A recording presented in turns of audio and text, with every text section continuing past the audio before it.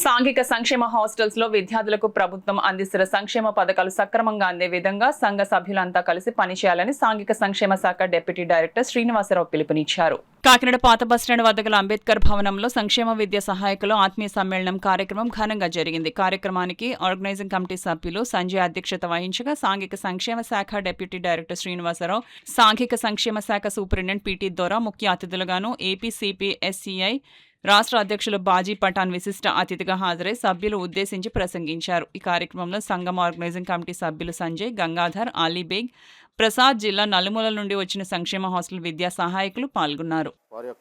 మా యొక్క సమస్యలు కానీ, వర్క్లో ఉన్నటువంటి ఇబ్బందులు కానీ వీటన్నిటి గురించి చర్చించుకుని ఏ విధంగా ముందుకెళ్ళాలి, ఏ విధంగా మనం మన యొక్క అవసరాలని లేదా మన ప్రమోషించాలని ఏ విధంగా గవర్నమెంట్ని అడగాలి, ఏ విధంగా సాధించుకోవాలి అనే విషయాన్ని మాట్లాడడం కోసం అందరూ ఇక్కడికి చేరాం. ఈ విధంగా వచ్చినందుకు మా మిత్రులందరూ కూడా చాలా సంతోషంగా గడిపి ఉన్నాయి. అక్కడ మాకు వెల్ఫేర్ అండ్ ఎడ్యుకేషన్ అసిస్టెంట్గా మా పేరు. సోషల్ వెల్ఫేర్ డిపార్ట్మెంట్లో చాలా వర్క్ చేస్తున్నాం. అన్ని డిపార్ట్మెంట్లో సోషల్ వెల్ఫేర్ డిపార్ట్మెంట్ అన్నింటిలో మాకు ప్రమోషన్లు ఇవ్వాలని కోరుతున్నాం. అదేవిధంగా స్కూల్ డిపార్ట్మెంట్ నుంచి ఎడ్యుకేషన్ వర్క్లు కూడా చేస్తూ ఉన్నాం. నాన్ టెక్నికల్ విషయంలో ఏమైనా ఉంటే అందరూ కూడా మాకు ప్రమోషన్లు ఇప్పించవలసిందిగా గవర్నమెంట్ వారిని మనస్ఫూర్తిగా కోరుతున్నాం. మా యొక్క ఈ డిమాండ్ని మీరు పరిశీలించి మాకు సహకరించి మమ్మల్ని ప్రమోషన్ ఛానల్లోని పెట్టవలసిందిగా మనస్ఫూర్తిగా కోరి ప్రార్థిస్తున్నాం. వెళ్ళడం అనేది చాలా ఇబ్బందికరంగా ఉంది.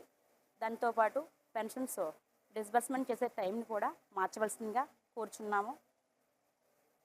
తర్వాత ప్రమోషన్ ఛానల్ కోసం అడుగుతున్నామండి. మొత్తం అందరూ కూడా మమ్మల్ని జిల్లా వ్యాప్తంగా ఉన్నటువంటి స్కూల్ ఎడ్యుకేషన్ డిపార్ట్మెంట్లో 7,000 పైచిలకు ఖాళీలు ఉన్నాయండి. ఆ ఖాళీలని మా వెల్ఫేర్ అండ్ ఎడ్యుకేషన్ అసిస్టెంట్ వారితో పూర్తి చేయవలసిందిగా ప్రభుత్వాన్ని కోరడమైంది. లీవ్స్ విషయం అండి, మాకు హెచ్ఆర్ఎంఎస్ పోర్టల్ నందు మేము లీవ్స్ అప్లోడ్ చేయవలసి ఉంది. బిఫోర్ దట్ దానికన్నా ముందుగా మేము ఆ లీవ్ శాంక్షనింగ్ కొరకు సుమారు 3 అధికారుల చుట్టూ గంటల తరబడి నిలబడి వేచి చూస్తూ వాళ్ళు లీవ్ శాంక్షనింగ్ కోసం తిరుగుతూ మా యొక్క విలువైన సమయాన్ని వృధా చేయడం అవుతుంది. దానికి కూడా మా యొక్క లీవ్ శాంక్షనింగ్ అథారిటీని మార్చవలసిందిగా కోరుచున్నాము. మరి స్కూళ్ళలో ఉన్నటువంటి జూనియర్ అసిస్టెంట్, సీనియర్ అసిస్టెంట్, అలాగే ఏ విధమైనటువంటి పోస్టులు ఉన్నాయో వాటన్నింటికి కూడా క్వాలిఫికేషన్కి తగిన విధంగా వారిని ప్రమోషన్ ఇచ్చి వారిని ఎడ్యుకేషన్ డిపార్ట్మెంట్లో మెర్జ్ చేయాలని చెప్పేసి మేము కోరుతా ఉన్నాం. ఎంఈఓ ఆఫీసులో కూడా స్టాఫ్ లేకుండా ఇబ్బంది పడుతున్నటువంటి సందర్భాలు ఉన్నాయి. డిప్యూటీ డిఓ ఆఫీసులో కూడా స్టాఫ్ లేకుండా ఇబ్బంది పడుతున్నటువంటి సందర్భాలు ఉన్నాయి.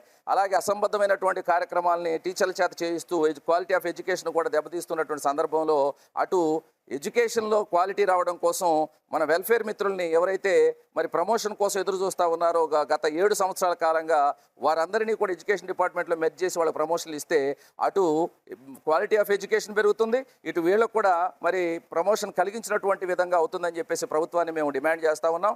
అదేవిధంగా వెల్ఫేర్ అనేటటువంటి పేరును కూడా వాళ్ళకి తగిలించి వెల్ఫేర్కి సంబంధించినటువంటి పనులన్నీ కూడా వాళ్ళ చేత 7 సంవత్సరాల నుంచి ఎడతెగకుండా మరి వాళ్ళకు ఎంతో ఇబ్బందికరమైనటువంటి పరిస్థితుల్లో కూడా వాళ్ళు నిర్వర్తిస్తున్నారు. కాబట్టి ఉన్నటువంటి అన్ని వెల్ఫేర్ శాఖలకు సంబంధించి బీసీ వెల్ఫేర్ కావచ్చు, ఎస్సీ వెల్ఫేర్ కావచ్చు, సోషల్ వెల్ఫేర్ కావచ్చు, అందులో ఉన్నటువంటి ఖాళీలన్నీ కూడా మిత్రులతోటి క్వాలిఫికేషన్స్ అన్నీ కూడా ఉన్నటువంటి మిత్రులు కాబట్టి వాళ్ళందరినీ కూడా ప్రమోషన్స్ ఇచ్చి వారి జీవితాల్లో కూడా వెలుగులు నింపాలని చెప్పేసి ప్రభుత్వాన్ని డిమాండ్ చేస్తూ ఉన్నాం.